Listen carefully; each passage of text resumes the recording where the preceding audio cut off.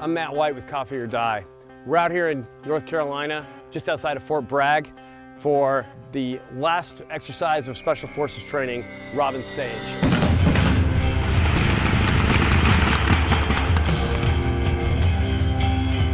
Robin Sage is the culminating exercise for the Special Forces qualification course, which tests Special Forces students' MOS status. Robin Sage is a month-long exercise where the final candidates of Special Forces training come together in teams of 14 and infiltrate fictional country known as Pineland.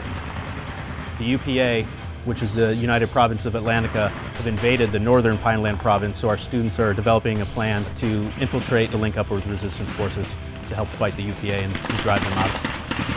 Does that sound familiar? That's what Green Berets did in Afghanistan, Iraq, Horn of Africa, the Philippines, Eastern Europe, working with indigenous forces, building them up, and so they're ready to face off against occupying nations when the time comes. Week 1, they do their academics week, which they're getting all their classes about unconventional warfare. Week 2, we take them out in the woods and they get to develop SOPs. And week 3 is mission planning week, which students plan for their mission to infiltrate into northern Pineland.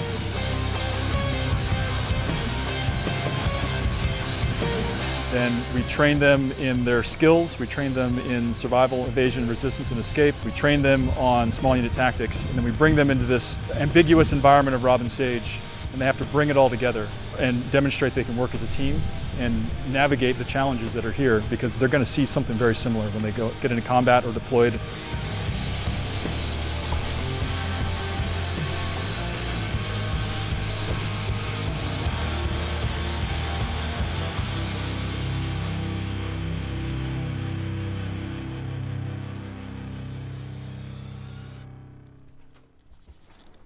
First 2 days is infill. They've got at least a 10-mile infill, often longer.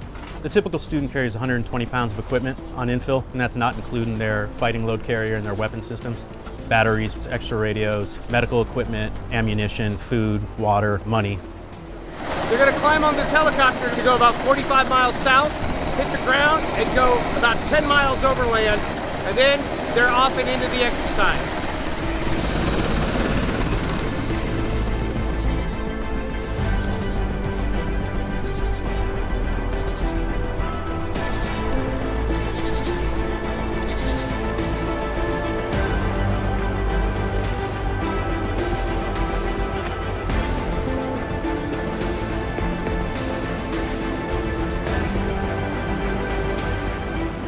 They make initial contact with the guerrilla force. They have to gain trust or rapport. They're brought into the G-base, and then they start to train the guerrillas. Weapons handling, they'll train them in communications procedures, they'll train them in medical, so just the basics. So they start conducting combat operations, developing in certain support networks.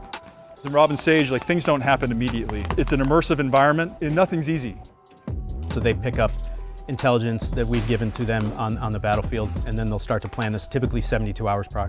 You guys sit down here if you got any questions. He'll tell you what you need to know. Yep. And that's a crucial target for us out there too. So the first one is what's the most common supplies that you see running through there? And it's another gate right here.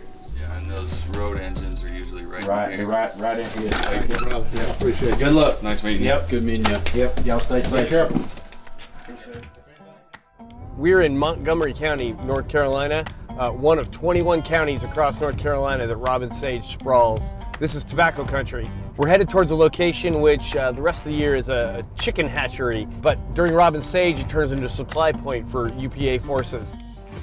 One of the key things that Robin Sage teaches soldiers is how to resupply your team and supply the guerrilla forces. Really, there's only 3 ways to do that. 1 is to pack it in. 2, buy it. And if you can't buy it, you gotta steal it.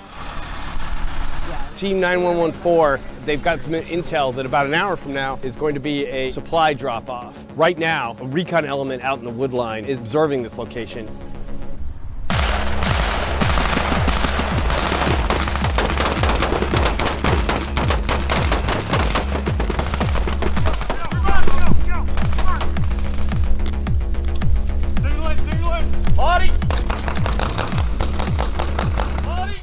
Throughout the 2 weeks that they're in the field, they're putting into play all the skills they've learned over their training as Green Berets.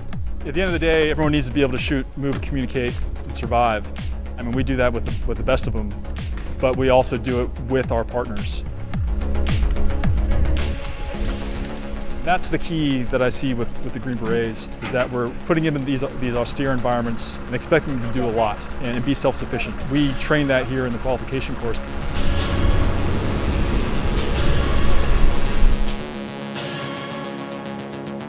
One more thing about Robin Sage, it runs 4 times a year: the fall, the winter, the spring, and the summer. Between the gnats and the heat, summertime is its own enemy. Pineland is a fictional country, 15,000 square miles, stretching from Charlotte, North Carolina, all the way to the coast. But who are the Pinelanders? Pinelanders are all volunteers. They live in the G bases with the teams, and eventually they become the soldiers that they make these hits with. So we're at a railroad museum. On the premises is a high-value target. Their job is to capture or kill him and take out the security team around him. They're gonna move down the road, secure the buildings as they go, searching for the target.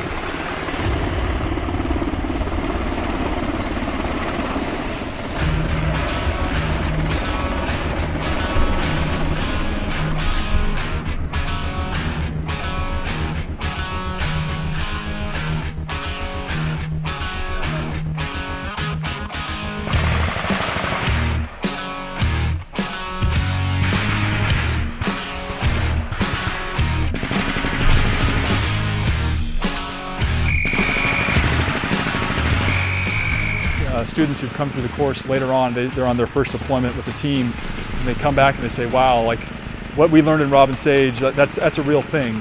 Hey, we're Green Berets, we can come here and tell you what to do. You walk in the door with that attitude and they're gonna go tell you to pound sand. So you have to build relationships every day. That's where those Robin Sage moments come in, where it's not easy and you don't dictate the terms. We're working within their world, we're helping them make it happen.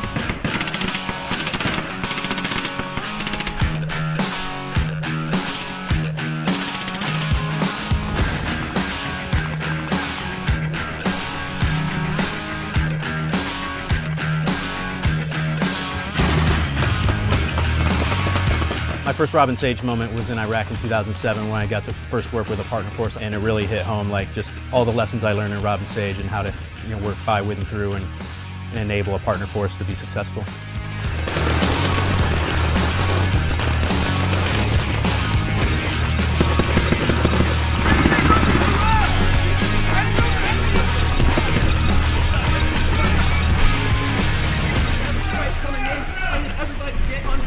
I think the difference in Special Forces is that you may be 12 individuals on an ODA, but we could take 2 of you and split you off and send you to go work with a partner force, with a company level asset.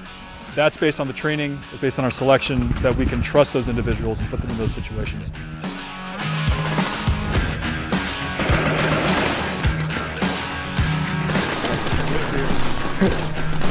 There's some folks who live here.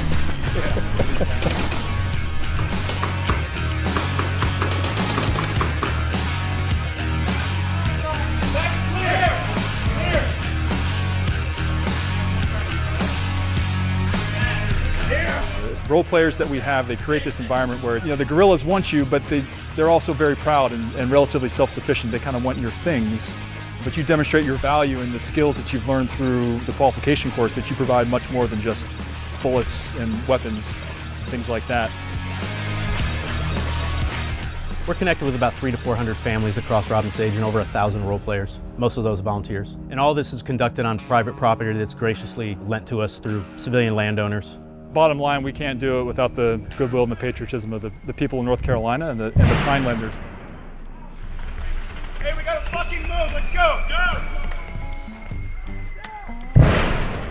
The rail yard is donated to us by Patty, a local landowner. That one checks the ground. Is that it? I'm hoping I'm helping the country Yep. by doing this, so that they can get through their training and go do what they need to do. Every few days, they move up a level. They move out of the local level, they go up to the sector level. We get into the last week of Robin Sage, and that's when they're meeting the area commander. That's the general who's in charge of a notional force of 1,000 or more people. I was raised here just outside of Candor in Montgomery County, born October 8, 1956. The only day a perfect game in the World Series was pitched. The U.S. Army always used our property, so they were always in my backyard as a kid, and they would have civilians walk them. It's sort of like a guide for the area. So I think when I was around 12, I walked off my property with the first A-team as a guide. And then at night, of course, I was a resistance fighter. But I don't know of anything that the government has done that's lasted as long as Robin Sage has lasted it. So obviously it's a sign of something that works. Some of them do it in a role-playing role, some that do it just because they have land, as people who just want to give back and are willing to lend their land and lend their time and their talent in order to make this an immersive experience, because they know how important it is. I'm Op 4 Commander is my title out here. Anytime they do any missions, they've got to deal with the enemy, so I'm the enemy, Op 4. I have to be on this bridge, they kill me and blow it, and then I get set up for this other crew, you know, and they get to kill me. When they're real busy, I'm real busy. We've had cadre members here who were volunteers when they were children, who joined the Green Berets. And this is very recently, and we're instructors here in Robin Sage. I joined the Army in 1998. I was stationed at Fort Drum, New York as an infantryman. After 2003 and seeing 5th Special Forces Group in action in Iraq, that's when I decided I wanted to be in Special Forces as well. We returned from Iraq and I immediately went to selection and then started the Q course. I graduated the Q course in 2006 and then immediately PCS to 1st Group, where I stayed until 2019. And then after 2019, I came back to SWCC as a Robin Sage instructor. I've been here ever since. They're tracking HVT, that's a high value target, one of the leaders of the UPA. The intelligence they've gathered piece by piece in real time is that he has a camp just back in these woods. That's where he's waiting for a flight out of the country. On the other side of this tree line is an airfield. There's going to be a red aircraft that lands at the airfield. Then the HVT is going to come out of here in a white van. That's the intel they have. Go to the airfield and attempt to get in the aircraft and take off and fly out of the country. That's when the team is going to make its hit.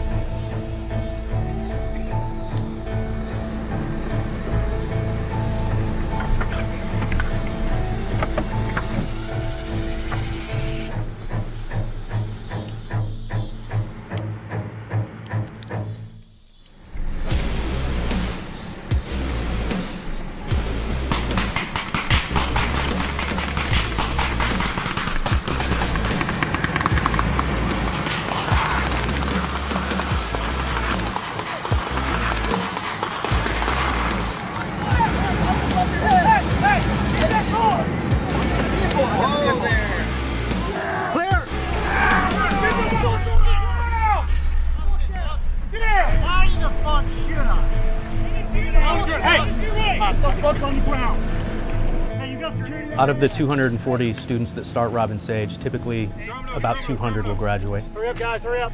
Let's go. Where's that litter? Again, if we do selection right, the majority of the people we select should be trainable to graduate the qualification course. And that's largely true. I think that even though we do have a roughly 80% pass rate, that's first time goes through Robin Sage, many of those recycle, come back through, and they're just fine.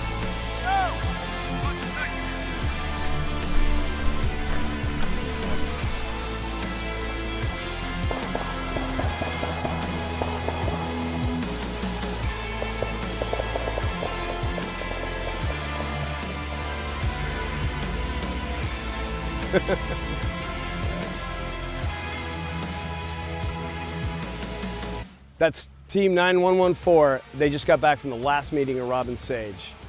So, after a month of planning and 2 weeks out in the field, Team 9114 is done with Robin Sage.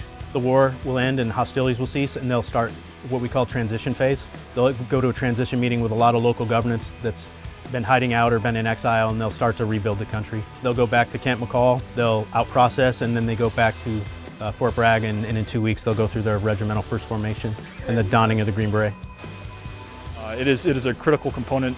No one's been able to replicate it, certainly not in the scale that we do out here in North Carolina and really around the Fort Bragg community. But it extends beyond the military. I mean, it is all intertwined. The relationships that are built both from our Green Berets and also from our civilians that work out here to maintain that and expand pine land essentially in the training areas here it's a full-time job. But they're working with the great people of North Carolina.